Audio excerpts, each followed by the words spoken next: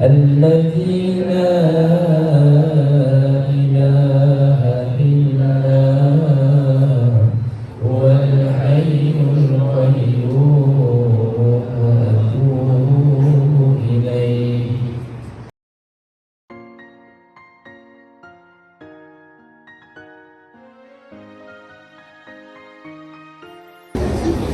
Assalamualaikum warahmatullahi wabarakatuh dan salam sejahtera.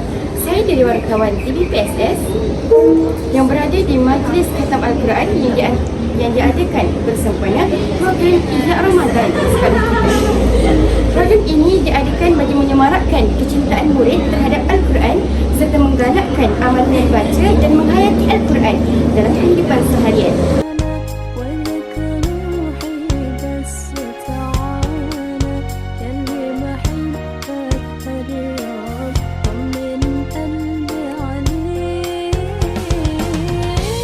بتغيب أيام وليالي وانت ما بتغيب. Untuk mengetahui dengan lebih lanjut tentang program ini, mari kita ikuti wawancara bersama tukang jemputan dan para peserta. Apakah perasaan saudari apabila dapat menyertai Majlis Khatam Al-Quran?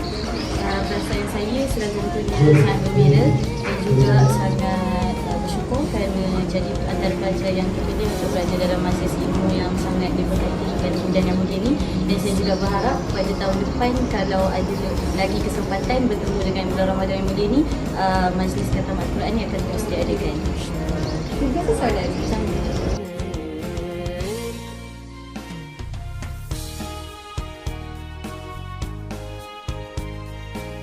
Sekarang kita bersama dengan juri pentakbiran iaitu Puan Rasmati Izzuddin. Ustazah, apakah objektif utama program Majlis Khatam Al-Quran dilaksanakan di sekolah? Terima kasih. Antara objektif Majlis Khatam Al-Quran kita diadakan di sekolah adalah menggalakkan murid kita membaca dan menghafal Al-Quran. Selain itu kita juga dapat meningkatkan penghayatan terhadap Al-Quran dan juga terjemahannya lah. Dan juga di samping itu juga kita dapat membentuk sasiah murid lah supaya menjadi akhlak mulia dengan membaca Al-Quran setiap hari. Dan juga kita dapat memudahkan amalan membaca Al-Quran sepanjang bulan Ramadan dan akan kita harapkan murid akan baca selepas bulan Ramadan, bukan setakat bulan Ramadan saja tapi akan berterusan dengan amalan pada setiap hari. Dan samping itu juga kita dapat mengeratkan ukhuwah antara murid dan guru semasa program Majlis Khatam Al-Quran.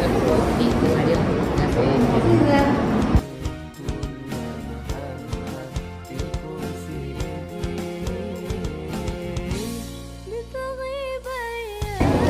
Majlis Khatam Al-Quran ini diharapkan dapat menjadi yang terhadap Al-Quran dalam kalangan muslim serta menjadikan Quran sebagai panduan dan petunjuk dalam kehidupan.